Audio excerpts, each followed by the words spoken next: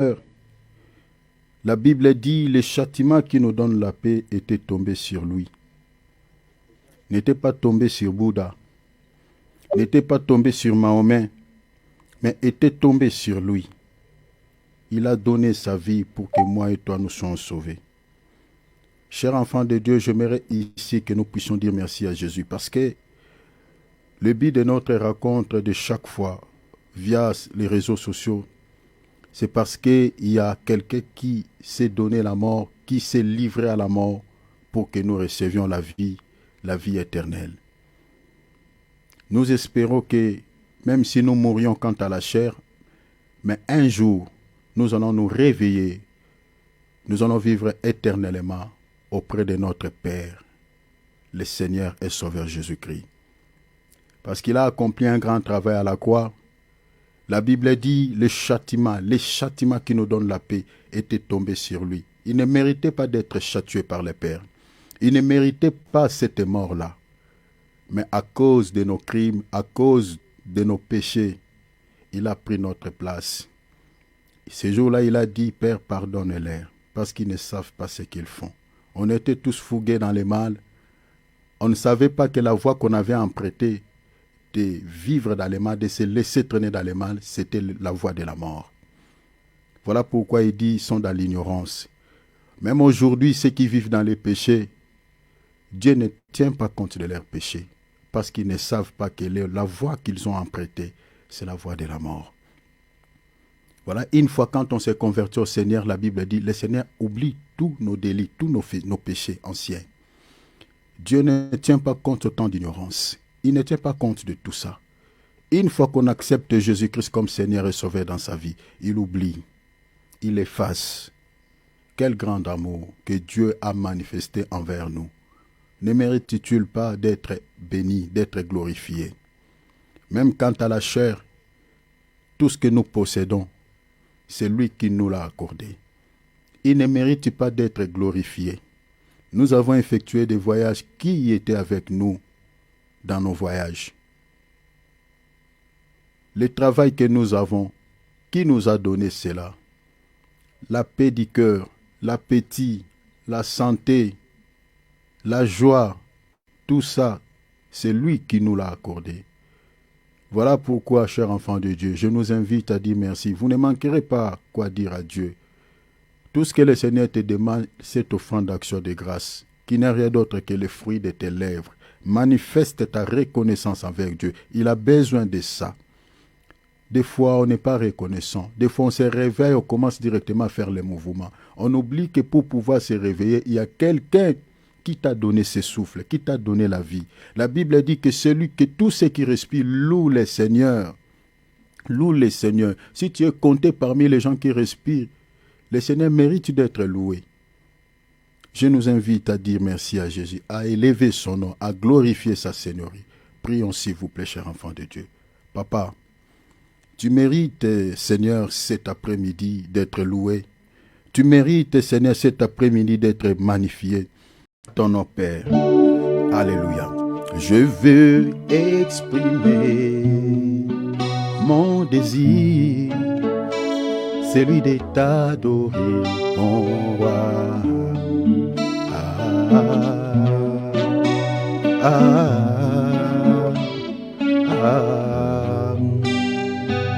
Je veux exprimer mon désir, celui de t'adorer, mon roi.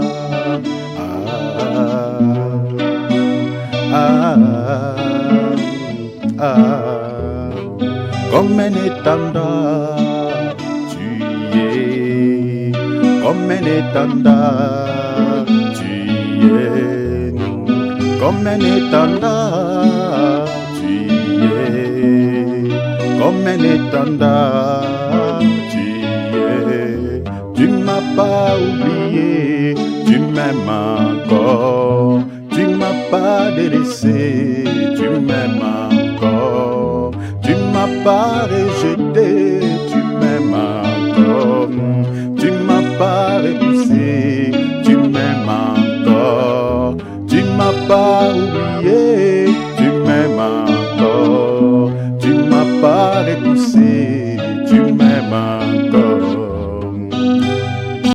a été rejeté dans ce monde par les hommes, par les êtres humains. On a été abandonné par les hommes de ce monde. On était, mes bien-aimés, considérés comme ces brigands qu'on avait frappés par des bandits, qui étaient rejetés sur le long du chemin. La Bible a dit, le Lévite était passé là. Il a vu ce monsieur, mais il n'a pas secouru. Il a regardé puis il est passé outre. Le sacrificateur est venu sur la même route. Il a vu ce monsieur, comment il saignait, comment il était abandonné. Le sacrificateur, il a regardé. La Bible dit, il est passé outre. Mais la gloire soit rendue à Dieu.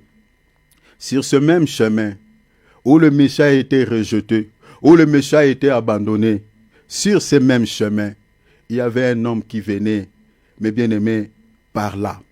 Cet homme s'appelait l'homme de Galilée. Cet homme s'appelait le Seigneur Jésus-Christ. Il venait, mes bien-aimés, par ce même chemin. Et il a trouvé ce Messie. Il a secouru ce Messie. Chers enfants de Dieu, c'est l'état auquel on était, abandonné par les hommes, abandonné par tout le monde, rejeté, humilié, repoussé. Mais là où on était, le Seigneur nous avait vus. Et c'est de là où le Seigneur est venu nous secourir. Il est venu à notre aide. Je suis en train de dire peut-être à toi, mon frère, à toi, ma soeur, tu te sens peut-être abandonné, tu te sens peut-être rejeté. Mais laisse-moi te dire, là où tu es, le Seigneur t'a vu.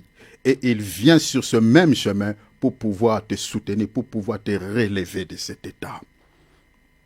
Il est le secours qui ne manque jamais au temps de la détresse, déclare la Bible. Il est le soutien qui ne manque jamais, qui ne manquera jamais, parce que nous avons été créés par lui. Si le diable nous maltraite, si le diable nous persécute, parce que nous n'avons pas été créés par lui. Vous savez, mes bien-aimés, un enfant d'autrui, si tu le frappes, tu ne le frapperas pas avec un cœur peut-être d'un responsable. Tu peux les blesser, tu peux faire tout. Mais son père, même s'il a commis une faute, son parent, même s'il a commis un délit, il va frapper, il va punir, mais avec beaucoup de réserve parce qu'il sentira la douleur dans son cœur parce que c'est son sang. Dieu nous châtie quand on fait le mal, mais il nous châtie avec réserve parce que nous sommes ici de lui. Nous sommes les fruits de ses entrailles. Mais quand le diable nous maltraite, mes bien-aimés, si le Seigneur n'intervient pas, jusqu'à ce que, mes bien-aimés, nous puissions quitter cette terre. Dieu nous aime tellement. Mais regarde, combien de fois, mes bien-aimés, des fois, on se laisse traîner par les faiblesses de la chair. À cause de nos faiblesses, des fois, on l'afflige. À cause de nos faiblesses, des fois, mes bien-aimés, nous teignons l'esprit qu'il nous a donné. Alors que l'esprit de Dieu en nous est censé d'être tout le temps, mes bien-aimés, allumé, éclairé comme une lampe. Mais à cause de nos faiblesses, à cause de nos imperfections, à cause de nos péchés, nous teignons cette lampe. Mais la gloire et l'honneur reviennent à Jésus parce que Dieu ne nous condamne pas. Il nous appelle toujours à la repentance. Il dit, venez mes fils, venez mes filles, venez et plaidons. Si vos péchés sont rouges comme les cramoisis, deviendront plus blanches que la neige. Cet après-midi, le Seigneur nous appelle. J'ai toujours dit, mes frères, j'ai toujours dit, mes sœurs, il n'y a pas de 3, 4 visas qui nous accordera l'accès au ciel. Si ce n'est la sanctification, si ce n'est la repentance. La repentance est liée au royaume. Jean a dit, repentez-vous car le royaume. Sans la repentance, il n'y a pas le paradis, il n'y a pas le royaume. Jésus est venu dans Matthieu 4, il a répété le même message que Jean avait prêché. Repentez-vous car le royaume est proche. Mais bien aimé, que tu sois bishop, que tu sois archibishop, que tu sois un donateur à l'église, mais bien aimé, tout ça là, les titres, tout ce que nous faisons pour Dieu, ne nous sauvera pas. Si nous voulons être sauvés, il faut passer par la repentance, parce que c'est ça la porte pour hériter le ciel. Chacun de nous doit examiner son cœur, doit examiner sa vie. Parce que la Bible dit, heureux ceux qui ont le cœur pur, ils verront Dieu, car ils verront le Seigneur. Regardez l'état de ton cœur. Ton cœur est dans quel état? Qu'est-ce que tu gardes encore dans ton cœur? Qu'est-ce que tu rumines encore dans ton cœur quand le Seigneur te regarde et dit vraiment mon fils, ma fille, jusqu'à ça, quand tu vas enlever cette saleté-là dans ton cœur? Tu as tout nettoyé, mais ça, tu gardes ça comme tout un colis dans ton cœur. Tu gardes ça comme tout un bagage. Il revient. Mais quand il va venir, mes bien-aimés, il faut que ton cœur soit nettoyé. La Bible dit, errez ceux qui lavent leurs robes. C'est-à-dire ceux qui ont lavé leur cœur, ceux qui ont lavé leurs œuvres. Parce que la robe, c'est les œuvres. Nous avons besoin de se laver tous les jours. Tous les jours, que nous soyons toujours propres, que nous ayons des âmes purifiées, lavées. Parce que même quand il va revenir, mes bien-aimés, pendant la nuit, nous allons entendre la voix de l'époux. Voici l'époux Allah sa raconte, monte ici, viens ma femme, nous attendrons cette voix. Émilion nos cœurs, s'il vous plaît, demandez-lui pardon. Si tu as encore quelques faiblesses, n'hésitez pas, ne dis pas que oui, j'avais demandé, je suis encore tombé. Est-ce qu'il va me pardonner? La bonne culpabilité va t'amener à la repentance. La mauvaise culpabilité, mes bien-aimés, va te retirer de la présence de Dieu. N'ayons pas la mauvaise culpabilité, mais la bonne, qui nous pousse dans la présence de Dieu avec des pleurs, avec des larmes, comme Pierre. Lorsqu'il s'est rendu compte, il a renié le Maître, il a renié le Seigneur. La Bible dit, il est allé pleurer amèrement, amèrement. Mais Judas n'avait pas fait cela. Judas, lorsqu'il a compris, oui, j'ai péché, au lieu de se repentir, il est allé se pendre. Non, ne font pas comme Judas. Quand on s'éloigne de Dieu, mes bien-aimés, c'est la mort, ce n'est pas la vie. Notre vie, c'est lui. Il faut que nous puissions se rapprocher de lui. Humilions nos cœurs, s'il vous plaît. Parce qu'il revient très bientôt. Même peut-être après cet enseignement. Qui sait? Qui sait? Prions, s'il vous plaît. Prions, s'il vous plaît. Prions, s'il vous plaît. Papa. Papa. Vitesse, parce qu'il sait que son temps est quasiment fini. Il sait. Mais sauf que les chrétiens n'ont pas la notion du temps. Mais le diable, il a la notion du temps. Il n'a pas le temps à perdre. Les démons n'ont pas le temps à perdre. Lisez Apocalypse 12. Descendez, verset 9, vous descendez. La Bible a dit, il a été précipité sur la terre, sachant qu'il a peu de temps. Sachant, ils savent qu'ils n'ont pas de temps. Donc, ils doivent travailler arrache-pied. Ils doivent travailler à une vitesse extraordinaire. Parce qu'ils savent qu'ils n'ont pas le temps à perdre. Si le diable il a la notion du temps, les démons savent. Sauf que les chrétiens n'ont pas la notion du temps. Regardez comment nous nous comportons. Regardez la manière dont, mes bien-aimés, nous suivons le Seigneur. Et c'est de cette manière, mes bien-aimés, nous espérons salir. C'est de cette manière que nous espérons que si le Seigneur vient nous chercher, nous partirons au ciel. On vit comme s'il y a encore le temps. Nous avons besoin de l'aide. Nous avons besoin que le Seigneur puisse nous soutenir. Mais bien aimé, que tu sois un homme de prière. Que tu sois une femme de prière. Pendant que les gens dorment, toi tu peux te réveiller même la nuit, à minuit. Tu prends ton temps dans la présence de Dieu, même 1 heure, même 2 heures. Moi, votre frère qui vous parle, je le fais souvent. Je le fais souvent. Des fois, tu peux te priver la nourriture, tu peux entrer dans une discipline, surtout si tu as un péché que tu n'arrives pas à vaincre. Cher enfant de Dieu, il faut que tu sois un homme de discipline. Un peu de jeûne. Des fois, tu peux te réveiller la nuit. Tu peux mettre même, comment on appelle le chrono. Tu te réveilles pour te réveiller à minuit, je ne sais pas, 23 heures, 2 heures, pour pouvoir prier. Parce que notre modèle, c'est le Seigneur. Il pouvait prier même toute la nuit. Il est notre modèle. Celui qui était Dieu, qui était l'arbre vert, pouvait prendre des temps dans la présence de Dieu. À combien plus forte raison, nous, les bois secs. Lui, il était les bois verts. Et nous sommes des bois secs. Demande l'aide de Dieu, s'il vous plaît, je vous en supplie, par les compassions du Seigneur. Demande à Dieu qu'il t'aide.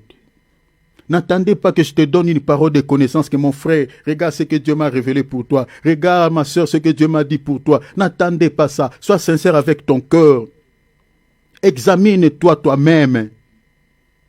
Est-ce que ta vie chrétienne est à bonne santé? Depuis que cette année a commencé, si tu peux faire le bilan pendant ces quelques mois, est-ce que tu avances ou tu n'avances pas? Est-ce que tu évolues ou tu n'évolues pas?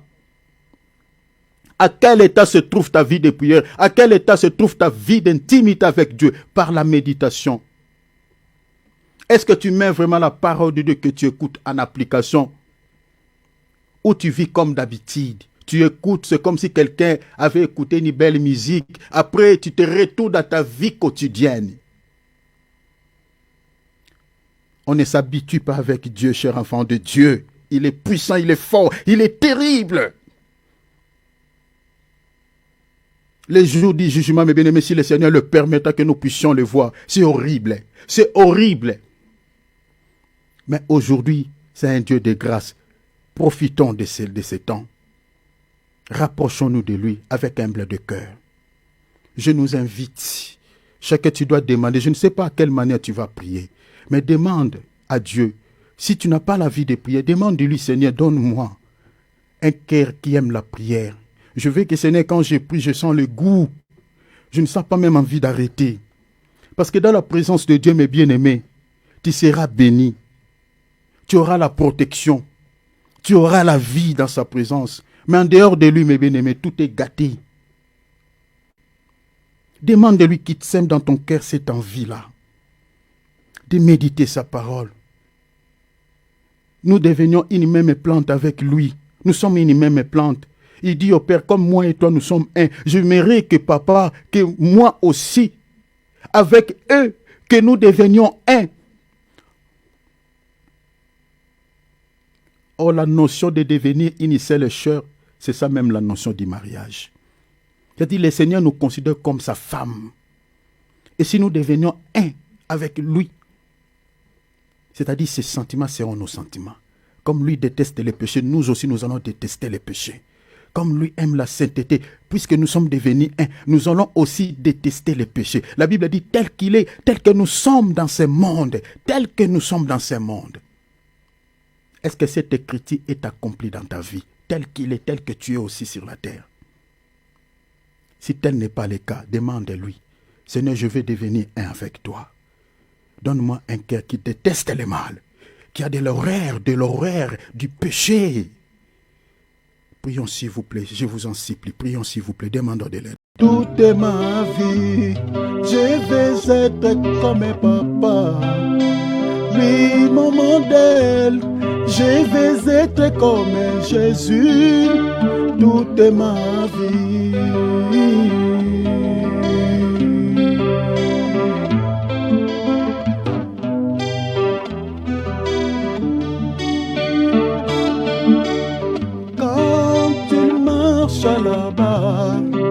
Là-bas, Galilée, il sciait sans cesse, il priait sans cesse. Lui qui était la parole faite chair, à combien plus forte raison, moi non né dans le péché, je vais prier comme papa. Je vais prier comme Jésus toute ma vie. Je vais prier comme mon Père, lui mon modèle. Je vais prier comme Jésus toute ma vie.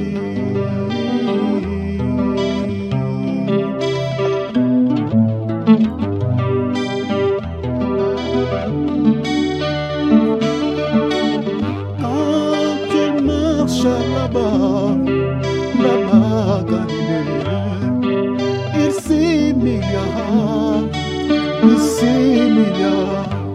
il est allé jusqu'à laver les pieds de ses disciples. À combien plus forte raison, moi non mène dans les péchés, je vous demi-mille comme Jésus.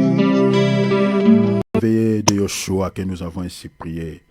Acclamons le roi des rois, acclamons le Seigneur de gloire. Donnons-lui gloire, s'il vous plaît. Alléluia. Alléluia. Alléluia. Il est merveilleux, il est magnifique. Gloire à Dieu. Gloire à Dieu, gloire à Dieu. Prenons nos Bibles, chers enfants de Dieu. Prenons nos calepins. Nous sommes dans sa présence. Gloire à Dieu. Comme je nous avais promis, là nous sommes à la fin de notre enseignement. Donc aujourd'hui, que nous finissions ou pas, nous allons mettre un point virgule à cet enseignement aujourd'hui. Et à la fin, je vous demande de rester là jusqu'à la fin parce que nous allons prier pour vous, moi et l'homme de Dieu, Alex. Donc, ce thème que nous avions commencé il y a déjà plusieurs mois, plusieurs jours, voilà. Donc, il ne faut pas ruiner tout son avenir. On reviendra parce que ce n'est pas fini, parce qu'on ne finira pas. Mais nous allons mettre un point virgule à cette thématique aujourd'hui. Retenez, je réitère, comme j'avais dit hier, les samedis prochains. Donc, les samedis prochains. Donc, nous allons toucher directement sur un nouveau numéro, un nouveau chapitre. Nous allons partager sur les faux prophètes et les fausses doctrines. Chers enfants de Dieu, je suis en train de vous supplier par les compassions du Seigneur Jésus-Christ. Mes frères et sœurs qui sont en Afrique, je sais qu'avec les gigabytes, ça complique un peu, mais faisons quand même un sacrifice, faisons le nécessaire. De pouvoir écouter cet enseignement-là, parce que nous allons vous révéler des choses par rapport à ce thème. Nous allons vous révéler des choses. Parce que beaucoup des enfants de Dieu sont dans la confusion, ne savent plus distinguer le vrai prophète et les faux prophètes. Ne savent pas ce que c'est la sainte doctrine et les fausses doctrines. Beaucoup disent même que voilà, là où on prie Dieu, Dieu est là, Dieu est partout. Il y a d'autres qui utilisent ce langage, Dieu est partout. Chers enfants de Dieu, laisse-moi nous dire, Dieu n'est pas partout. Mais Dieu voit tout. Il voit tout, mais il n'est pas partout. Il peut voir tout ce qui se passe dans ce monde. Mais Dieu n'est pas dans tous les lieux. Il n'est pas partout. Mais il voit tout. Alors, suivez cet enseignement-là, mes bien-aimés. Vraiment, je demande votre présence les samedis et les dimanches. Que le Seigneur puisse vraiment vous donner la disponibilité de pouvoir être là. Et je vous demande même d'inviter les autres personnes. Parce que sur WhatsApp, on peut se connecter même plus de 50 personnes. Alors, soyons connectés. Alors là, nous mettons un point virgule. Aujourd'hui, nous allons terminer. Alors, je demande votre attention. Mes bien-aimés, je demande vraiment votre attention. Si vous étiez en train de faire quelque chose, si vous pouvez même les laisser pendant un temps, finissons, parce que chaque chose a son temps, et puis vous allez peut-être les reprendre. Je l'ai dit par amour. Alors, nous sommes en train de partager sur les derniers facteurs que nous avions intitulés « Les meilleurs à venir, c'est la vie éternelle ». Si nous sommes là, nous sommes réunis là ce soir, autour de ce temps de prière, la raison est que nous sommes en train de chercher et initier les choses auprès de Dieu, qui est la meilleure, qui est la plus précieuse que toute autre chose, c'est la vie éternelle. C'est ça ce que nous sommes en train de chercher. Moi, votre frère qui est là, c'est pour cette raison-là que je suis là. Ce n'est pas pour chercher d'abord le bien de ce monde, oui. Le Seigneur peut nous donner toutes ces choses. Je nous ai toujours dit que les biens temporaires de ce monde, les richesses de ce monde, l'argent, les véhicules, les maisons, tout ça. Les païens, les gens qui ne connaissent pas Dieu ont toutes ces choses, n'ont pas demandé cela à Dieu.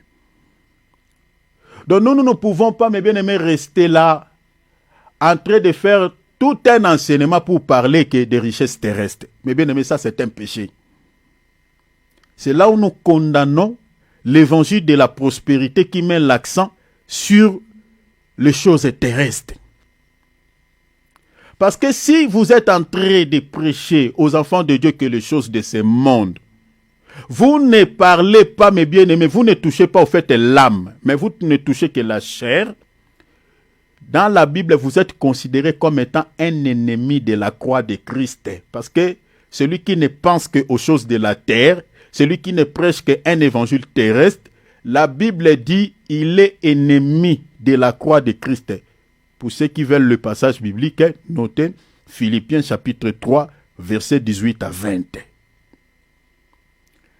Un homme de Dieu qui prêche un évangile qui ne cible pas l'âme, mais qui ne touche que la chair, c'est un ennemi de la croix de Christ. C'est-à-dire l'œuvre que Jésus a accomplie à la croix, lui, il est contre ce travail-là. Parce que vous allez prêcher les choses de ce monde. Si vous allez chez Bill Gates, vous prêchez les richesses, comment devenir riche, comment être prospère. Il dit, si c'est pour ça qu'il faut suivre votre Dieu, mais moi je n'ai pas besoin. J'ai déjà la richesse, j'ai déjà tout.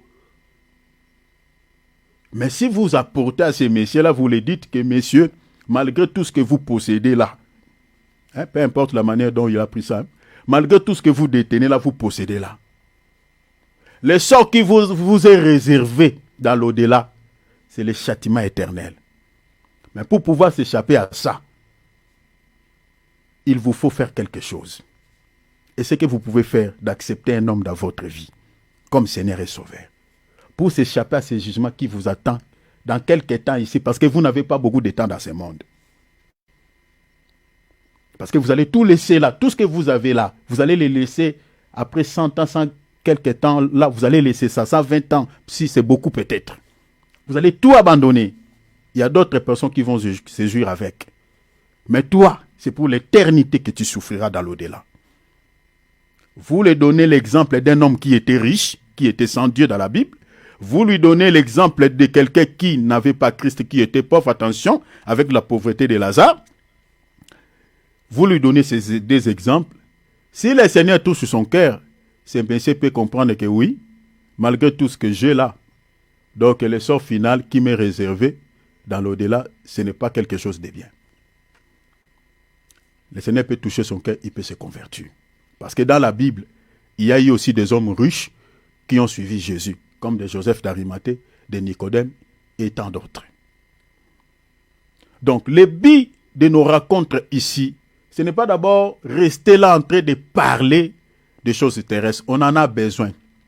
Si peut-être vous avez un problème, je ne dis pas, j'aimerais ici souligner, je ne dis pas qu'on ne peut pas demander à Dieu les mariages. Je n'ai pas dit ça. Je ne dis pas non plus on ne peut pas demander à Dieu le travail ou de l'argent. Je n'ai pas dit ça. On peut demander à Dieu d'ouvrir les portes. Seigneur, ouvre-moi une porte de travail, ouvre-moi une porte de mariage, ouvre-moi une porte de finances. Vous pouvez demander à cela à Dieu. Mais notre foi ne peut pas être basée sur les choses terrestres, mes bien-aimés, sinon nous allons rester. Si notre foi est battue sur les choses de la terre, on restera. On restera. Et notre foi doit être bâtie sur les choses spirituelles, parce que, mes bien-aimés, dans l'au-delà, c'est ce qui est spirituel qui nous attend. La raison pour laquelle nous n'allons pas partir au ciel avec ce corps corruptible, mais nous partirons au ciel avec des corps incorruptibles, c'est-à-dire des corps matériels, mais spirituels. Je crois qu'un jour, on parlera, si au ciel il y aura la nourriture, on va manger là. On parlera de cela. Parce qu'il y a des belles... Mais bien aimé, rater le ciel. Oh, oh, oh, oh. Moi, je ne peux pas. Mais bien aimé, il y a des belles surprises au ciel. Des belles surprises. Remarquez déjà, le festin des noces dureront 7 ans. Et les 7 ans-là, qu'est-ce qui va se passer? Oh là là là là. Attendez, on reviendra. Aujourd'hui, on met un point virgule sur la vie éternelle, mais on reviendra, on parlera un jour des récompenses. Ce qui nous attend là-bas. Alors, je vais introduire mon message. Je crois que je vais séparer, même pendant 30 minutes. Avant de toucher là où je m'étais arrêté. Je crois que l'homme de Dieu, Alex, avait beaucoup dit par rapport à ce sujet. Et moi aussi, je vais compléter par rapport à ce que l'homme de Dieu avait dit. Chers enfants de Dieu, laisse-moi nous dire la vérité et rien que la vérité. L'évangile qui peut sauver nos âmes, l'évangile du salut, notre chair là, la chair que nous avons, notre chair, ne l'acceptera jamais. Jamais et jamais. L'évangile qui peut sauver nos vies, cet évangile qui peut nous échapper sur le chemin de la mort, le chemin de l'enfer, je dis et je réitère, je dis que cet évangile-là, notre corps ne l'aimera jamais. Voilà pourquoi quand vous commencez à parler sur les péchés, vous commencez à parler sur les choses de la vie éternelle, les choses spirituelles, il y a d'autres ne sentent pas vraiment les goûts. Ah, il n'y a pas un autre message. Vous ne prêchez que ça. Eh oui, nous ne prêchons que ça. Parce que notre avenir éternel est attaché à cela, chers enfants de Dieu. C'est la raison pour laquelle nous suivons Jésus. Ce n'est pas pour l'argent, ce n'est pas pour les choses de ce monde. Parce que les païens ont tout ça. N'ont pas demandé cela à Dieu parce que c'est disponible. Même si on ne prie pas pour avoir l'argent, mes bien-aimés, si tu cherches comme les païens, tu le trouveras. Même si tu ne demandes pas à Dieu le travail, si tu cherches comme les païens les choses, tu auras le travail. C'est pour cela la Bible dit quoi? Cherchez premièrement quoi? Les royaumes, c'est-à-dire les salis, les royaumes et la justice de Dieu. Et toutes ces choses, le Seigneur ne dit pas cherchez, après vous allez les chercher. Le Seigneur dit non, vous sera donné par-dessus. Cela vous sera accordé parce que c'est disponible. C'est disponible. Vous n'allez pas les chercher. Je l'ai déjà mis au milieu de vous. Vous n'allez même pas prier, jeûner pour ça.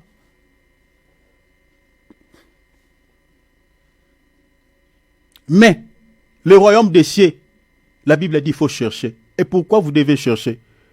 Parce que les fausses religions sont plus nombreuses que les vraies religions. Voilà pourquoi il faut chercher le royaume. Si le Seigneur ne vous oriente pas vers la bonne religion, vers la vraie église, mes bien-aimés, vous ne la trouverez pas où. Parce que le nombre des faux prophètes sont considérablement, mes bien-aimés, nombreuses que les vrais prophètes. Jésus lui-même l'a dit dans Matthieu 24. Il se lèvera des faux prophètes. Il dit, plusieurs viendront sous mon nom.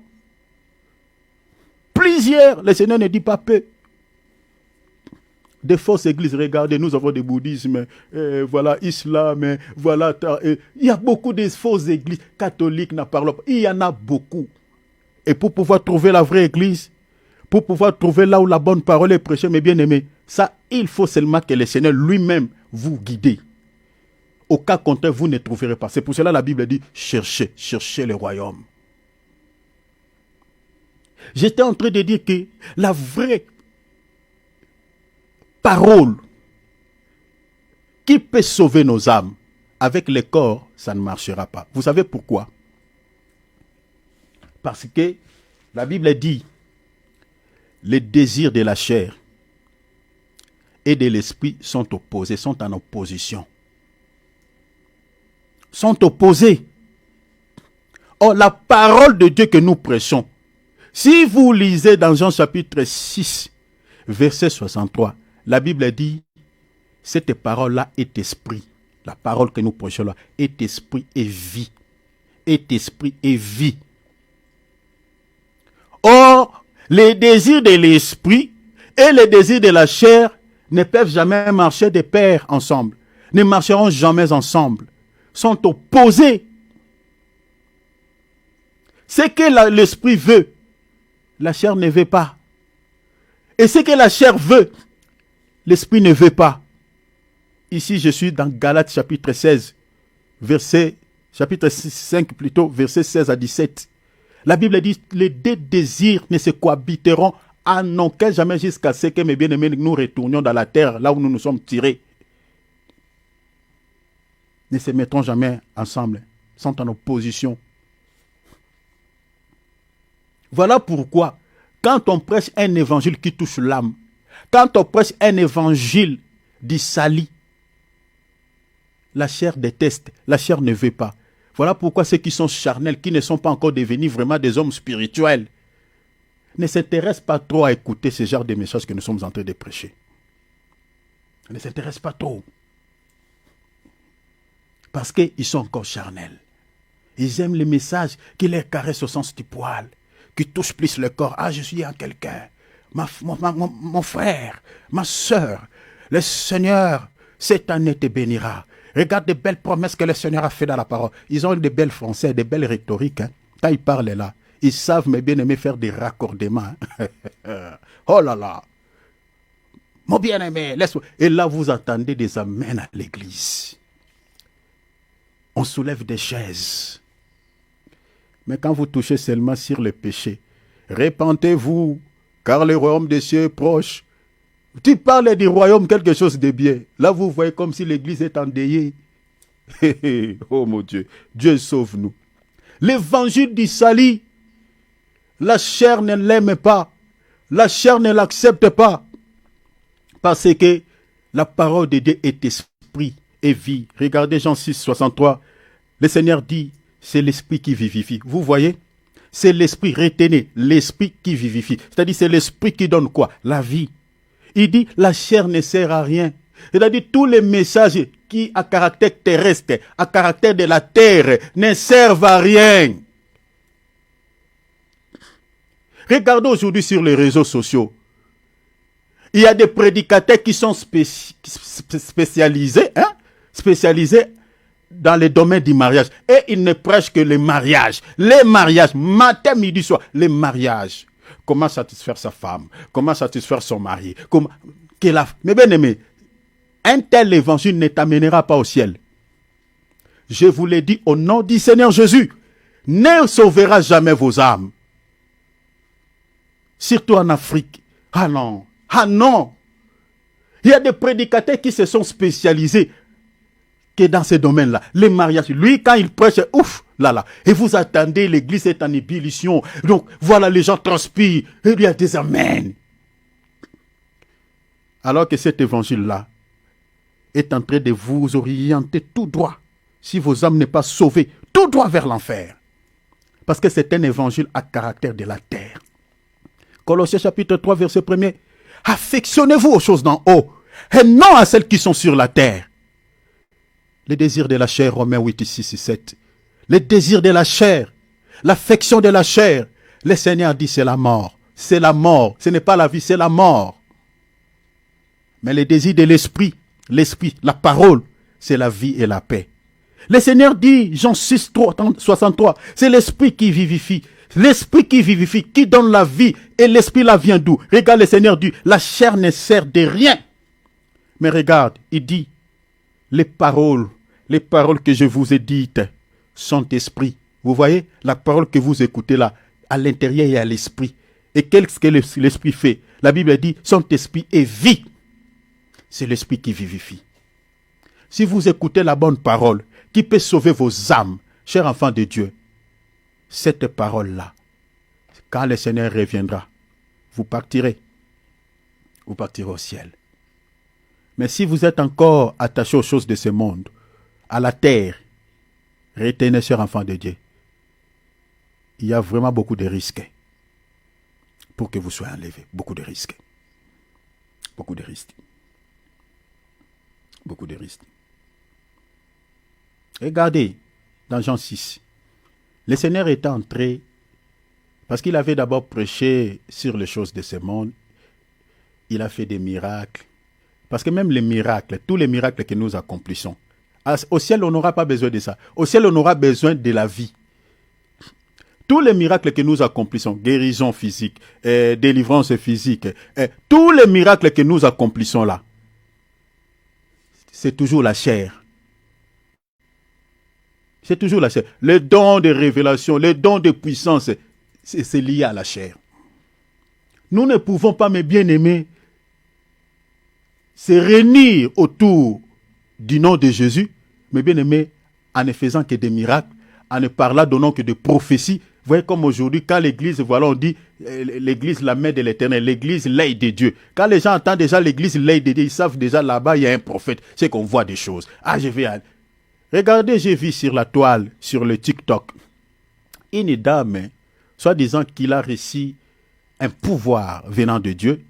Il est en train d'accomplir des miracles. C'est au Burkina Faso. Elle accomplit, mais bien aimé, le monde auquel nous vivons là, il y a des choses. Elle réalise des miracles. Alors, à la base, elle est musulmane. Elle est de la religion islamique. Musulmane, plutôt.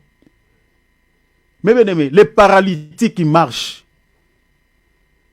Moi, j'ai dit ici, mais vous, les faux prophètes, là, est-ce que vous pouvez se tenir devant cette femme? Parce qu'elle n'invoque pas le nom de Jésus que vous avez fait insulter au milieu des païens, avec des miracles mensongers.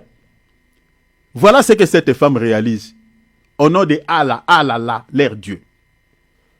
Au Burkina Faso. Mais bien aimé, il y a beaucoup de gens. Elle fait énormément de miracles. Et c'est ça ce que les gens veulent. C'est ça ce que les gens veulent. Parce que les gens aiment ce qui touche la chair. Qu'ils soient guéris physiquement. On n'a dit qu'on ne vient pas quand on est malade. On a besoin de la guérison. Notre Dieu est puissant, il peut nous guérir physiquement. On en a besoin. Je n'en dis qu'on ne vient pas. Mais ce n'est pas ça la clé du royaume. Ce n'est pas ça ce qui fera que, mes bien-aimés, quand le Seigneur reviendra, que nous puissions hériter le ciel. Tout message, mes bien-aimés, qui ne touche que la chair, qui ne cible pas l'âme, mes bien-aimés, il n'y a pas les salis dedans. Vous resterez. Ici, je suis en train, mes bien-aimés, de tirer notre attention. Quand vous êtes en train d'écouter les messages, mes bien-aimés, il faut, mes bien-aimés, dans ton cœur, que tu te dis, est-ce que ces messages vraiment ciblent mon âme? Est-ce que ces messages vraiment touchent l'esprit? Ou ça touche que la chair? Ou c'est un message à caractère terrestre? Quand vous écoutez les messages, mes bien-aimés, il faut discerner cela. Si vous êtes en face d'un homme de Dieu, qui ne vous prêche que, mes bien-aimés, guérison, miracle, qui ne vous prêche que les richesses de ce monde, les choses de la terre, le message qui ne touche que, qui se limite au niveau du corps, chers enfants de Dieu, vous resterez. Jésus n'était pas mort, je l'ai dit, et je continuerai à le dire, n'était pas mort pour que, mes bien-aimés, nous soyons bien sur cette terre quant à la chair. Voilà, nous vivons une vie, voilà, une vie de bonheur sur la terre, une vie heureuse sur la terre, loin de là. Loin de là. Le Seigneur n'est pas injuste. Il nous a créés avec un corps imparfait. Ça déjà à la base. Un corps qui peut tomber tout le temps malade. Même si on prie pour toi, tu es guéri. Cela ne t'épargne pas d'une maladie demain. S'il y aura encore une intempérie, tu seras touché. Ne t'épargne pas. Lazare était ressuscité. Où est Lazare aujourd'hui? Ça, c'est Jésus lui-même qui l'avait ressuscité. Jésus, et Lazare sort. Et il n'était-il pas encore mort?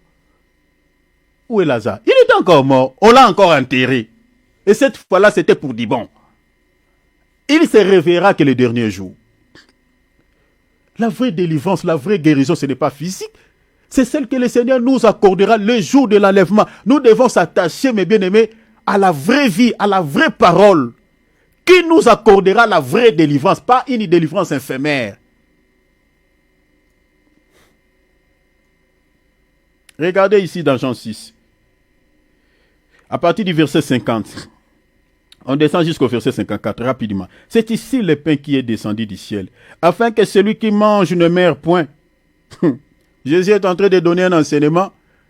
Ici, les Juifs étaient d'accord avec lui. Parce qu'ils avaient besoin du pain physique. Si vous lisez à partir du chapitre 5, Jésus avait réalisé beaucoup de miracles. Il a multiplié les pains, voilà, des poissons. Ils ont mangé, ils ont dit vraiment, ah, c'est ce jour-là qu'ils ont reconnu Jésus comme étant le Messie. Parce que des fois, il refusait, il dit, ah, fils de charpentier, ah, fils de Marie, nous connaissons son père. Est-ce que toi, tu ne connais pas ceci? Regardez les messies qu'on a fabriqués ici en Israël. On pouvait dire de tout, hein. Mais lorsqu'il a réalisé les miracles, la Bible dit 5000 ont mangé, sans compter les femmes et les enfants. C'est-à-dire ils étaient plus de 15 000. Parce que quand la Bible dit, sans compter les femmes plutôt et les enfants, donc vous pouvez tripler les femmes ou vous pouvez doubler les femmes et les enfants. Donc ils étaient même au nombre de 20 ou 25 000. Ils ont tous mangé. Et la Bible dit, il y avait les restes du pain et les restes des poissons. Et c'est ce jour-là, ils ont reconnu, dit, ah!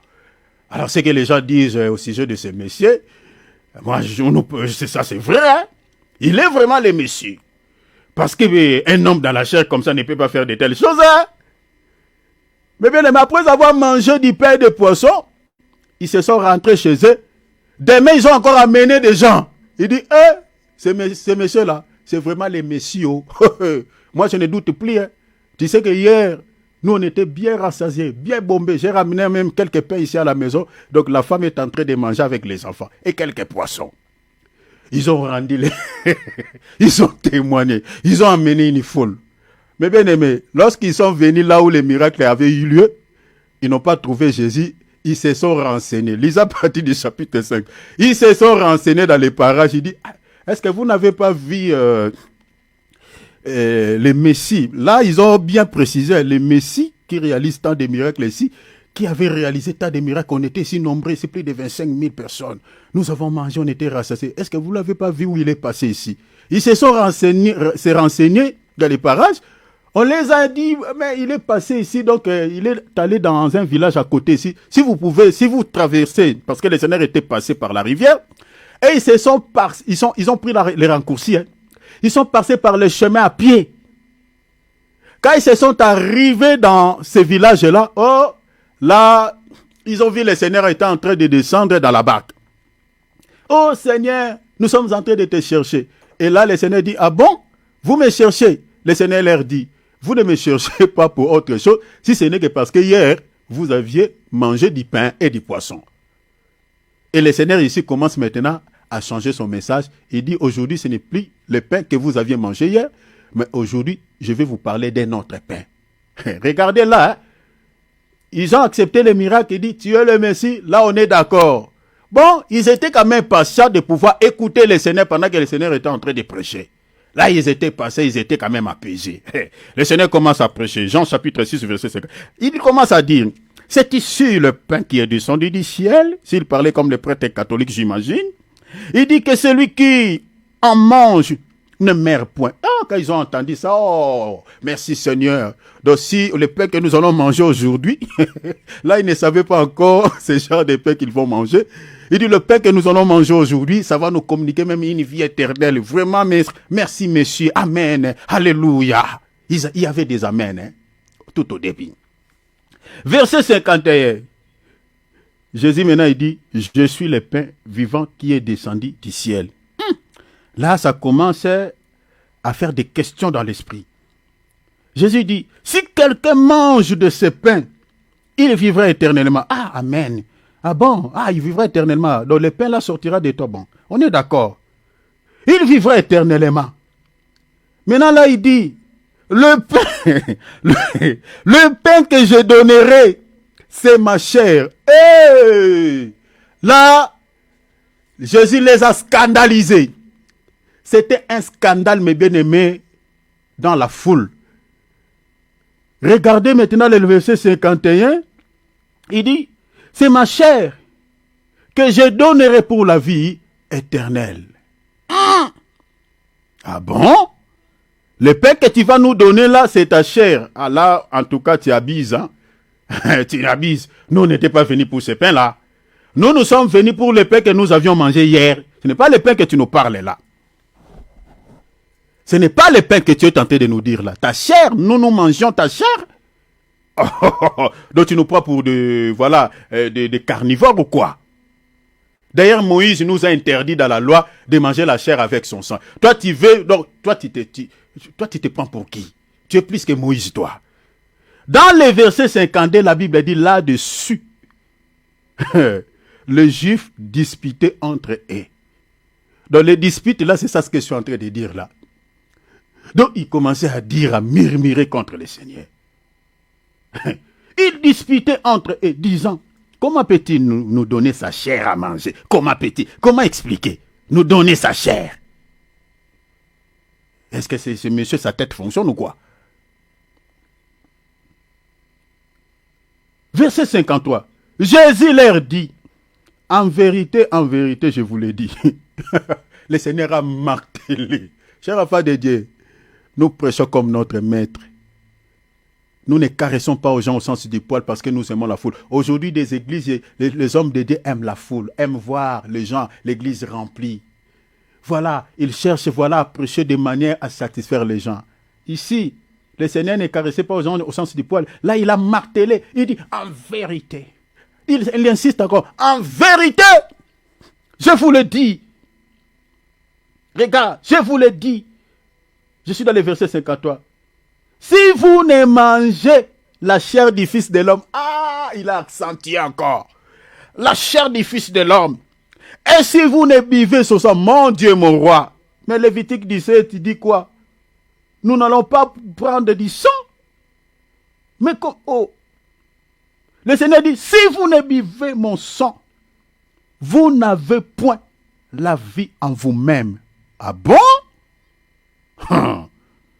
Le Seigneur, dans le verset 54, il insiste encore. Il dit, celui qui mange ma chair, aïe, aïe, aïe, aïe, aïe, aïe, et qui boit mon sang, oh mon Dieu, a la vie éternelle. Et je les ressusciterai au dernier jour. Si vous lisez dans le verset 66, cela leur avait scandalisé. Le verset 66, la Bible dit, dès ce moment, plusieurs de ses disciples se retirèrent. Vous voyez? Si vous prêchez les gens qui sont charnels, malgré tout ce que vous pouvez déchirer dans la Bible au sujet du salut, mais si les gens sont charnels, ne t'écouteront pas, ne te suivront pas. Regardez des églises où on prêche l'évangile qui touche l'âme, qui touche le salut. Ces églises-là, mes bien-aimés, il y a peu du monde. Il y a peu de gens. Toutes les églises, la majorité, bien qu'il y a des exceptions, mais la majorité des églises que nous avons aujourd'hui, où il y a beaucoup de gens, si vous vérifiez les messages, c'est à caractère terrestre. C'est ça ce que les gens aiment écouter. Cela ne commence pas aujourd'hui. Depuis l'époque de notre maître. Lorsqu'il a prêché sur les miracles, lorsqu'il a fait les miracles, lorsqu'il prêchait un évangile, voilà, à caractère un peu qui touche la chair, il dit, voilà, bon, je vais faire le miracle. Aujourd'hui, vous allez manger du pain, vous allez manger des poissons. Je suis le Fils de Dieu, je vais vous le démontrer. Voilà, en réalisateur. Là, les gens étaient contents. Les gens étaient d'accord. Mais lorsqu'il est question du salut de l'âme, lorsqu'il est question de la vie éternelle, les gens disent, ah non, non, non. La Bible dit, plusieurs de ses disciples se retirèrent. Cher enfant de Dieu, laisse-moi nous dire, le message qui touche l'âme, avec le corps, si vous êtes charnel, ça ne marchera pas. Ça ne marchera pas. Et si vous ne savez pas pourquoi vous suivez le Seigneur, si vous ne savez pas les raisons pour lesquelles vous êtes devenu chrétien, cher enfant de Dieu, ce message du salut, ça ne vous plaira pas. Parce que c'est un message qui scandalise. Attends, j'aimerais... où est ma Bible, mon Dieu? Je voulais lire à partir du verset où la Bible dit « Cette parole est dure ». Est-ce que, mon bien-aimé David, tu peux me lire ça, s'il te plaît, si tu as une Bible? Qui a une Bible à côté? Lisez à partir du verset, je crois, à partir du verset 63. S'il vous plaît. Est-ce que tu es là, mon frère? Si tu peux te manifester. Ouvre ton micro si tu es là. Voilà, peut-être il dort parce qu'il est fatigué, il était passé ici très tôt matin. Donc si vous lisez à partir du verset précédent, la Bible dit, cette parole est dure. Qui peut l'écouter? Qui? Et c'est comme ça, ils se sont retirés. Mais regardez, la Bible a dit, plusieurs de ses disciples se retirèrent et ils n'allaient plus avec lui. Mais combien étaient restés? Regardez, verset 67, Jésus donc dit aux 12, tous sont partis, c'est seulement ceux qui étaient restés, les 12. Regardez là où je suis en train de nous amener. Vous allez comprendre pourquoi tu es là, pourquoi tu écoutes cet enseignement, pourquoi tu suis le Seigneur. Tu vas comprendre la raison aujourd'hui. Regardez, la Bible a dit, les 12 sont restés. Il dit, et vous? Le Seigneur voulait chasser tout le monde. Il dit, et vous? Ne voulez-vous pas aussi vous en aller? Verset 68. C'est fort ça. Oh, notre maître. Simon-Pierre lui répondit, Seigneur, à qui irions-nous? Oh mon Dieu, alléluia, ah mon apôtre, à qui irions-nous? Tu as les paroles de la vie éternelle. Pierre a compris, il dit, tu as les paroles de la vie éternelle. 69. Et nous avons crié. Et nous avons connu que tu es le Christ, le Saint de Dieu. Ah, les paroles que Pierre avait libérées, c'était fort. Il dit, nous ne partirons pas comme eux. Nous n'allons pas les suivre. Nous avons compris que tu es le Christ. Mais bien aimé, laisse-moi te dire, si tu ne sais pas pourquoi tu suis le Seigneur, tu ne sais pas la raison pour laquelle tu es devenu chrétien, mais bien aimé, c'est un danger. C'est-à-dire, tu peux suivre n'importe quel message. Même si tu es en face d'un faux prophète, mais bien aimé, tu ne sauras pas. Pierre, ici, il savait celui qui était en face d'eux. Les apôtres savaient, les 12 savaient qui était en face d'eux. Il était qui? Pierre dit, tu es le Christ. Mais bien aimé, si tu es devant un vrai prophète, tu sauras. Si tu es devant quelqu'un que Dieu a mandaté, Dieu a envoyé, tu sauras. Pierre ici, il dit, toi tu es le Christ. Et les paroles qui sortent de ta bouche, c'est les paroles qui sauvent. Il faut connaître, mes bien-aimés, le pasteur qui vous enseigne la parole. S'il est mandaté par Dieu, s'il est envoyé de Dieu. Et vérifiez le message qu'il vous enseigne. Il n'y a pas de sentiment dans les choses de Dieu. Il est question du salut de l'âme, mes bien-aimés.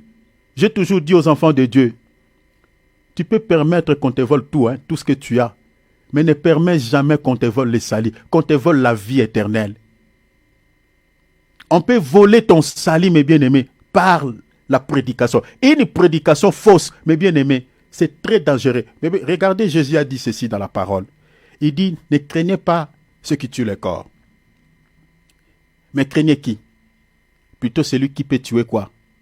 L'âme et le corps. C'est-à-dire, on peut assassiner quelqu'un. Pas. Celui-là, on n'aura pas peur de lui parce qu'il a tué quelqu'un physiquement. Mais on aura plutôt peur de celui qui peut tuer l'âme. Et qui tue les âmes aujourd'hui dans ce monde? Ce sont les faux prophètes par l'évangile. Ces gens-là sont très dangereux. Que les insensés, ceux qui tuent les gens physiquement, sont très dangereux. Parce que l'évangile qu'ils prêchent, ça ne sauve pas, ça tue l'âme. Ça tue l'âme. Et quand l'âme est tuée, c'est pour l'éternité que tu vas passer tout ton temps en enfer. Tu iras en enfer pour éternité. Et une telle personne, mes bien-aimés, vous voulez jouer avec lui, vous voulez lui montrer les dents. Mes bien-aimés, soyons comme des béréens. Tout ce qu'on vous enseigne, vérifiez. Si cela ne cadre pas avec la parole, rejetez ça en bloc. Même moi, votre foi qui vous prêche là. N'ayons jamais les sentiments, mes bien-aimés, dans ce domaine. N'ayons jamais des sentiments. Parce qu'aujourd'hui, nous sommes désolés. Nous avons la Bible. Nous lisons la même Bible. Mais certaines pratiques ne cadrent pas avec ce qu'on voit dans la Bible. Pierre, il dit ici, toi tu es le Christ. Il connaissait celui qui lui prêchait la parole. Il savait que celui-ci, il est le véritable. Il n'est pas comme les pharisiens. Il n'est pas comme les scribes. Il se distingue. Il est différent.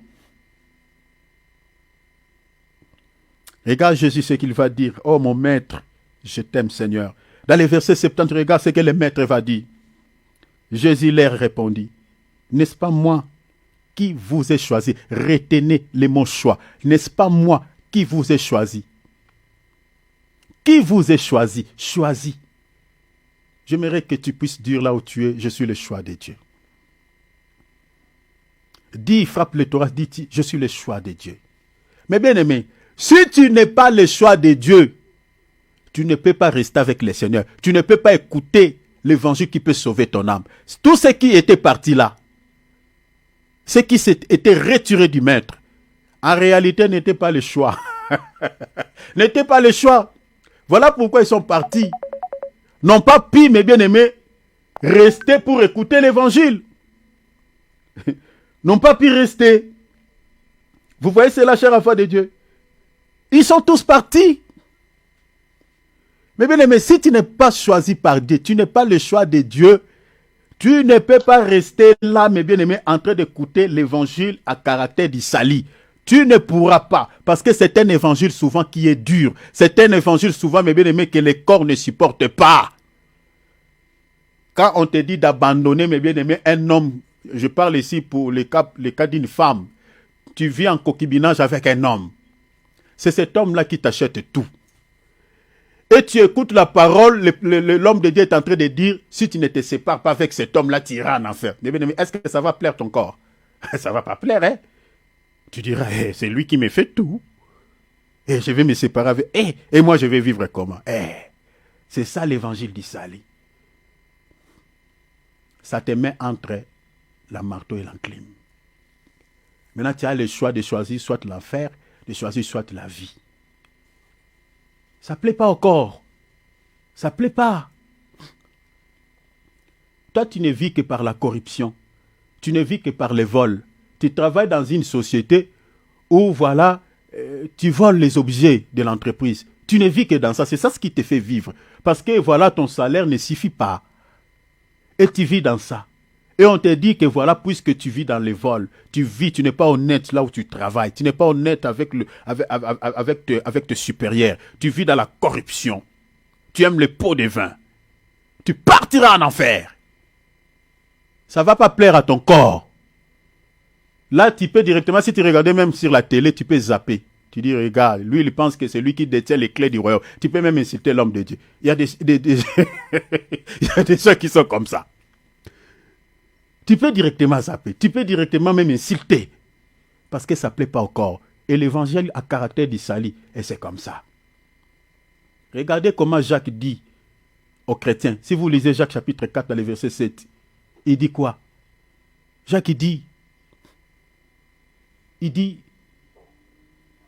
pécheurs, purifiez vos cœurs, hommes irrésolus, soyez dans le deuil, soyez dans la tristesse, pleurez. Il dit pécheurs, il était direct. Jean-Baptiste dit, repentez-vous. Si vous ne vous repentez pas, vous partirez en enfer. Il dit, tout arbre qui ne porte pas de bons fruits sera coupé et jeté au feu. Le feu dont il parlait du jugement. Ici, si vous ne vous repentez pas, le jugement est sur vous. Vous partirez en enfer. C'est comme ça. Et le maître est venu, le Seigneur, après Jean. C'est comme ça qu'il a prêché. Si vraiment ces serviteurs qui nous prêchent dans nos assemblées-là sont mandatés par le Seigneur, pourquoi ils ne prêchent pas comme nos prédécesseurs? Moi, je me pose toujours la question. Pourquoi ils ne prêchent pas comme nos prédécesseurs? Pourquoi? Et ils n'ont pas caressé aux gens. Aujourd'hui, on dirait, on est entré, on a besoin des fidèles. Mais là, on est en train de pousser les gens en enfer. Regardez les péchés que nous avons aujourd'hui dans notre temps. Regardez le monde auquel nous vivons. Entrez seulement sur TikTok, vous allez voir. Restez sur les réseaux sociaux pendant même 30 minutes. Si vous avez l'esprit de Dieu, vous n'allez pas supporter. Les insanités, c'est comme pas possible. Donc, c'est-à-dire, même nos yeux sont souillés. Même tu n'as pas besoin de regarder quelque chose de suer, mais tu vas te souiller. Parce que tu ne peux pas, mes bien-aimés, filer, rester quelque temps sur l'internet sans voir des insanités, sans voir quelque chose d'impur. Et avec tous ces péchés que nous avons aujourd'hui dans notre monde, avec cette génération perverse, cette génération qui est pourrie, et on continue à prêcher un message à caractère terrestre, là, mes bien-aimés, Christ était mort en vain. Il était mort en vain. Et là, quand le Seigneur regarde des églises qui prêchent de tels messages, le Seigneur pleure. Il pleure. Il dit, oh mon père, j'étais mort en vain. La Bible dit, errez les serviteurs qui donnent la nourriture au temps convenable. Le temps auquel nous vivons, ce n'est pas le temps, mes bien-aimés, de flatter les enfants de Dieu. C'est le temps de cibler l'âme. C'est le temps de prêcher aux enfants de Dieu la vérité, rien que la vérité. Le Seigneur l'a dit. Il dit, en vérité, je vous l'ai dit. Si vous ne mangez ma chair, vous ne buvez pas mon sang, vous n'avez pas la vie en vous. Ça n'a pas plu aux Juifs et ils sont partis. Le Seigneur ne les a pas suivis, comme dans nos assemblées, voilà, nous avons souvent des équipes de suivi. Je ne vois pas maman telle. Je ne vois pas. Je ne dis pas ici. Il ne faut pas suivre les fidèles qui ne viennent pas. Peut-être ils peuvent être malades. Mais nous avons des équipes de suivi. Nous aimons faire les suivis, suivre les chrétiens qui ne viennent pas, dans nos réunions. Voilà, pourquoi on ne te voit pas? Ça fait que quelques temps. Papa, à Lingala, surtout les Congolais aiment dire Papa Bolembu Kaka. C'est-à-dire, je ne sais pas, ces derniers temps, vraiment des faiblesses. Je me sens vraiment lourd pour. Voilà, là, on va faire une exhortation. Nous, on faisait comme ça en Afrique. Et peut-être le jour de la réunion, un certain mardi, vous voyez cette maman, ce papa-là, se présenter encore. Mais ici, le Seigneur ne les a pas suivis. Vous êtes retirés de moi. Ok, partez. Maintenant, il s'adresse même aux 12. Il dit, vous, pourquoi vous n'êtes pas partis avec eux? Pierre dit, toi tu es le Christ. Tu as les paroles de la vie. Nous ne te suivons pas pour la chair comme eux. Nous ne te suivons pas parce que pour du pain, comme eux, ils avaient mangé du pain, ils te suivaient pour du pain. Nous, c'est pour la vie éternelle. Toi, tu as les paroles de la vie. C'est pour cette raison que nous te suivons. Bien aimé, si tu ne sais pas pourquoi tu suis le Seigneur, c'est un danger. C'est un danger. Parce que tu peux être devant un faux prophète qui vous prêche des niaiseries, qui vous prêche des messages à caractère terrestre. Bien aimé, vous allez rester. Quand le Seigneur reviendra, vous resterez. Parce qu'il est en train de braquer vos regards sur la terre et non au ciel. Et vous resterez sur la terre. Le Seigneur dit aux apôtres, vous ne me suivez pas parce que vous voulez me suivre, parce que c'est moi qui vous ai choisi. Et je crois de tout mon cœur, tu suis le Seigneur parce que tu es son choix. Tu peux frapper même le thorax, dit, je suis le choix de Dieu. Cher enfant de Dieu, Christ à la croix n'était pas mort pour tout le monde. Il était mort pour les gens qu'il avait choisis. Regarde, lisez par exemple dans Actes. Regardez dans Actes, regardez cette vérité. Dans Actes 15-14, la Bible dit, Simon a raconté comment Dieu a d'abord quoi? Jeté les regards sur les nations. Il a jeté les regards dans le monde entier. Il a jeté les regards dans tous les pays du monde. Mais qu'est-ce que le Seigneur a fait? La Bible dit, il a jeté les regards dans le monde entier pour faire quoi? Pour choisir des milliers d'ailes, un peuple qui porta son nom. Il a choisi un peuple. Il n'a pas pris tout le monde. Il a choisi un peuple. Et parmi les choix de Dieu, toi tu es. Parmi les choix de Dieu, tu fais partie de ce choix. La raison pour laquelle, malgré toutes les souffrances que tu endures, malgré la maladie, malgré les échecs que tu racontes, malgré tous les soucis qui t'environnent, tu n'abandonnes pas la foi. Tu suis le Seigneur, même en rampant avec tes jambes, comme cette femme a perdu ça. Tu les suis quand même. Et continue à les suivre. Et tu sais la raison pour laquelle tu les suis. Pierre dit, ce n'est pas pour toi quatre choses, ce n'est pas pour les pains physiques, mais toi tu as les paroles de la vie éternelle. C'est pour la vie éternelle. Dieu n'a pas pris tout le monde dans le monde. Il a choisi. C'est pour cela que nous ne pouvons pas vivre comme ceux du monde. Nous ne pouvons pas se comporter comme tout le monde. Chers enfants de Dieu, ne suis pas, si vous avez par exemple quelqu'un à côté de vous, ou vous voyez un frère ou une sœur dans l'église qui vit comme un païen, ne le suis pas. Ne le suis pas. Peut-être qu'il n'est pas le choix de Dieu. Peut-être que ce sont des gens de la foule. Regardez la foule, tous étaient partis. Ce qui était resté, c'était le choix. Peut-être la crainte de Dieu que tu as dans ton cœur. Parce que tu es le choix de Dieu. L'autre n'a pas cette crainte que toi tu as. Peut-être il est le genre de la foule. Donc vous ne pouvez pas vivre comme l'autre. C'est pour cela qu'il ne faut jamais donner des exemples. Et maintenant, pourquoi ils vivent comme ça? Nous, on va... Ne suis pas les autres. Les apôtres ne les ont pas suivis. Quand tout le monde n'était pas, les apôtres sont restés. Les 12 que Jésus avait choisis, et ils sont restés. N'ont pas suivi ces gens-là. Si tu es le choix de Dieu, même si votre pasteur est tombé dans l'impudicité, toi tu resteras enfant de Dieu. Tu ne vivras pas dans l'impudicité parce que tu ne diras pas, voilà, si notre berger, même lui-même, il est tombé dans l'impudicité. Et moi là, ne dis pas ça.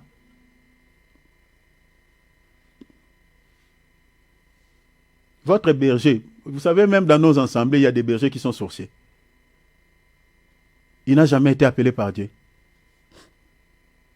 Attendez, quand on va parler sur les faux prophètes, on parlera de plusieurs catégories de serviteurs que nous avons. Le choix de Dieu. Cher enfant de Dieu, la parole qui peut sauver ton âme, c'est un message, peut-être ton corps ne l'aimera pas, ne l'acceptera pas. Ta chair n'aimera pas. Et c'est ce message-là qui ressemble peut-être à un médicament au Congo on appelle quinine. C'est un médicament qui est tellement amer, très amer, très amer. Mais c'est le seul médicament, ou je peux dire même les derniers médicaments, qui a la capacité de soigner le paludisme. Si on essaie tous les autres médicaments, ça ne marche pas, le paludisme finira par ces médicaments. Ces médicaments-là est antipaludéen très efficace. Mais il faut accepter la souffrance de ces médicaments parce que c'est tellement amer et ça fait des bourdonnements. Il y a quelques des effets secondaires ou des effets indésirables qui n'est pas bon avec le corps. Mais ça soigne, ça va t'épargner de la mort. L'Israël, pour pouvoir faire l'exode de l'Égypte, ils n'ont pas mangé seulement la viande, mais ils ont mangé avec les légumes amers, avec les pains sans les levains. Vous savez, les pains sans les levains, mes bien-aimés, c'est un pain qui n'a pas de goût. Et les légumes amers à côté. Là, le Seigneur dit, si vous voulez être délivré de l'Égypte, l'Égypte, c'est l'image de ce monde. Nous voulons aller au Canaan, c'est l'image du ciel. Mais pour pouvoir quitter l'Égypte, mes bien-aimés, s'il n'y a pas un évangile que le corps ne déteste, le corps, au fait, n'aime pas, il n'y a pas les salis. C'est-à-dire qu'il faut qu'on nous prêche un évangile que notre corps-là n'aime pas, déteste, qui nous sépare de la chair. Cet évangile-là qui nous détache de ce monde, c'est cet évangile-là qui peut nous faire exode, quitter ce monde pour aller à la rencontre de l'époux. Au cas contraire, il n'y a pas sali. Veillez à ce que vous êtes en train d'écouter chaque dimanche dans votre assemblée. Il n'y a pas de sentiments dans ces choses. Soyons comme des béréas, vérifions. Si vous écoutez mal la parole de Dieu, c'est votre salut qui est en danger. Qui est en danger? Tout évangile qui ne touche que la chair, vous resterez. Je m'arrête ici, je vais m'arrêter, accordez-moi 5 minutes.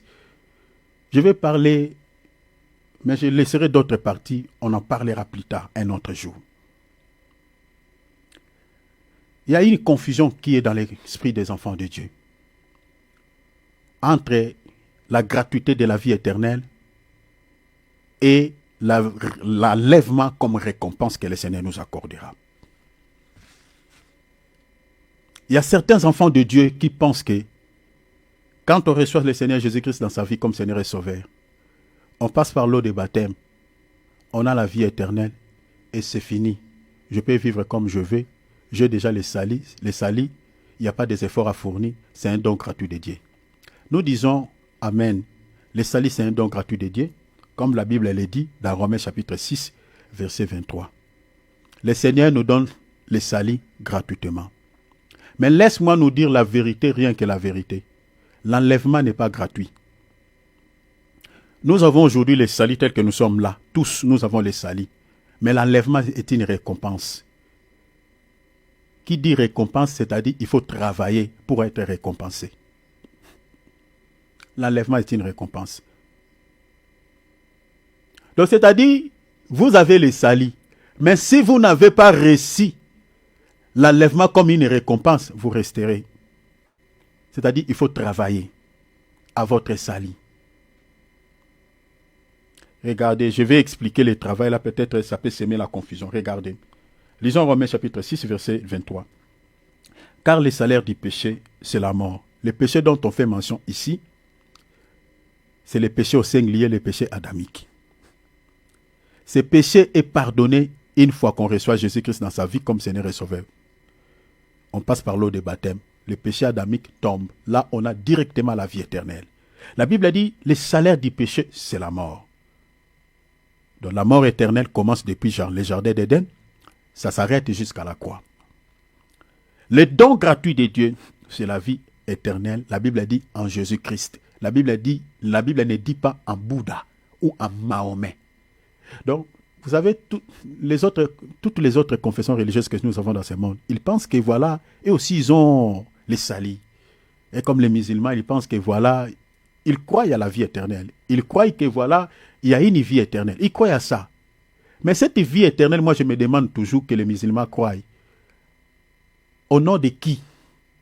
Ou en qui? Parce que Mahomet ne donne pas la vie éternelle. Parce qu'il présente et il compare Jésus à Mahomet. Non, Jésus n'est pas comparable à Mahomet. Bouddha n'est pas comparable. Jésus est Dieu. Bouddha n'est pas semblable à Mahomet, plutôt à Jésus. Toutes les idoles qui sont dans ce monde n'est pas comparable à Jésus. Les salis n'est donné qu'au nom de... La Bible a dit, les dons gratuits de Dieu, la vie éternelle en qui? En Jésus. La Bible ne dit pas en Bouddha ou en Mahomet ou à un prophète quelconque. Ici, je m'adresse directement aux gens qui prient peut-être, je ne sais pas, qui prennent Mahomet comme étant un médiateur entre les hommes et Dieu.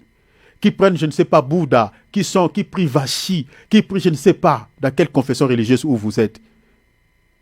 Les salis n'est accordé qu'au nom de Jésus. Lisez Acte 4, 12. La Bible a dit, il n'y a des salis en aucun autre nom, si ce n'est par le nom de Jésus. Ce n'est pas au nom de qui que ce soit, excepté le nom du Seigneur Jésus. Et le salut là est donné gratuitement. Une fois que le péché adamique est pardonné, une fois qu'on reçoit Jésus-Christ dans sa vie comme Seigneur et Sauveur, une fois que tu es passé par l'eau de baptême, vous avez la vie éternelle. Le Seigneur vous le donne gratuitement sans effort. Mais pour pouvoir être enlevé, vous devez combattre toute votre vie. Si le Seigneur tarde à venir jusqu'à la mort, je suis dans 1 Timothée chapitre 6 verset 12. La Bible dit, combat les bons combats de la foi. Saisis la vie éternelle à laquelle tu as été appelé. Donc, quand on dit saisis, c'est-à-dire si vous ne les saisissez pas bien, vous pouvez les perdre. Il faut combattre pour bien les protéger. Il y a un travail que tu dois faire là-dessus. Tu dois combattre tous les jours. Combattre quoi? Contre les faiblesses charnelles. Combattre contre quoi? Contre les sollicitations diaboliques. Combattre contre quoi? Contre les convoitises charnelles. Pour pouvoir saisir la vie. Et si vous travaillez là-dessus, vous combattrez, vous travaillez votre âme, vous travaillez votre caractère, vous travaillez vos faiblesses. Vous êtes en train de travailler là-dessus. Vous regardez dans votre vie, vous faites la rétrospection. Vous regardez, qu'est-ce qui reste encore dans mon cœur? Qu'est-ce que je garde encore d'impureté dans mon cœur? Est-ce qu'il y a encore la colère? Est-ce qu'il y a encore l'animosité? Est-ce qu'il y a encore de la jalousie? Est-ce qu'il y a encore des péchés dans mon cœur? Seigneur, comme David avait dit, fais-moi connaître mes faiblesses. Fais-moi connaître mes péchés. Quand vous regardez comme ça, vous faites l'examination de votre état d'âme. Et vous corrigez, vous travaillez là-dessus. Le jour où le Seigneur reviendra, il vous accordera la récompense. L'enlèvement plutôt comme une récompense. Regardez, on va lire, on va terminer ici. J'ai sauté beaucoup de choses, on en parlera un autre jour. Lisons Hébreux, chapitre 11. On va lire, je suis dans les secondes 21, je vais m'arrêter ici. Hébreux chapitre 11, verset 5, on va lire jusqu'au verset 6e. Regarde, c'est à cause de sa foi. La foi de qui? À cause de sa foi qu'Enoch a été enlevé, souligné. À cause de sa foi. Combat les bons combats de la foi. Retenez ça. À cause de sa foi, il fit quoi? A été enlevé. Enlevé, l'enlèvement. Regardez, quand le Fils de l'homme reviendra, trouvera-t-il la foi? Il reviendra pour enlever les enfants de Dieu, enlever les chrétiens. Il demande la foi. Enoch a été enlevé à cause de sa foi. Retenez. Luc 18, 8. Quand le Fils de l'homme reviendra, le jour de l'enlèvement, trouvera-t-il la foi sur la terre? J'avais déjà expliqué cette terre, c'est l'Église. Parce que la terre est considérée comme une femme. Ésaïe 62, 4. A été enlevé. La Bible a dit, pour échapper à la mort. Il a été enlevé pour échapper à la mort. Retenez encore, Enoch a été enlevé pour échapper à la mort. Retenez encore que Enoch ici, c'est l'image de l'Église qui sera enlevée. Parce que tout ce que nous sommes en train de prêcher aujourd'hui, il y a des photos dans l'ombre de tout ce que nous sommes en train de dire. Il y a des images. Enoch ici, c'est l'image des croyants qui seront enlevés, qui gardent la foi. Il dit, il a été enlevé pour échapper à la mort. Et on ne l'a plus retrouvé parce que Dieu l'avait enlevé. Les gens qui doutent que l'enlèvement n'aura pas eu lieu, bien aimé, regardez, il y a des images dans l'ombre. Les gens qui ont été enlevés, qui n'ont jamais connu la mort, l'enlèvement aura bel et bien lieu. Dieu l'a enlevé, l'avait enlevé.